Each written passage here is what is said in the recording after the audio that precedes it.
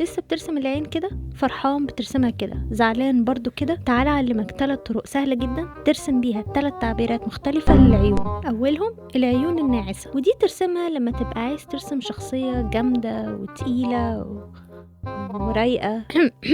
العيون دي بيكون فيها خط الجفن العلوي في نص النني بالظبط. وبعد ما ترسم العين ما تنساش ترسم خطوط تحدد بيها شكل الجفن العلوي والجفن السفلي كمان عشان تدي شكل الاي باكس. تاني عيون هي العيون المصدوم. في شكل العين دي الجفن اللي فوق واللي تحت بيكونوا بعاد شوية عن النني، كمان حجم النني في العين بيكون اصغر شوية من العادي عشان يبين احساس الصدمة. وبرضو في العين دي هيكون الجفن العلوي كبير وواضح. اما تالت عين فهي العيون الحزينة، ودي كل حاجة فيها عكس العيون المصدومة بالظبط. النني هنا هيكون حجمه أكبر من العادي، وخطين الجفون هيعدوا على النني من جوه. أما الجفن السفلي فهيكون هنا أكبر عشان يبين تضييق العين، والجفن العلوي هيكون صغير. في بقى برو تيب هتسهل عليك الموضوع أكتر. في العيون الناعسة دي مساحة بياض العين بتكون على الجنبين وتحت العين بشوية صغيرة جدا، واتجاه العين بيكون مستقيم.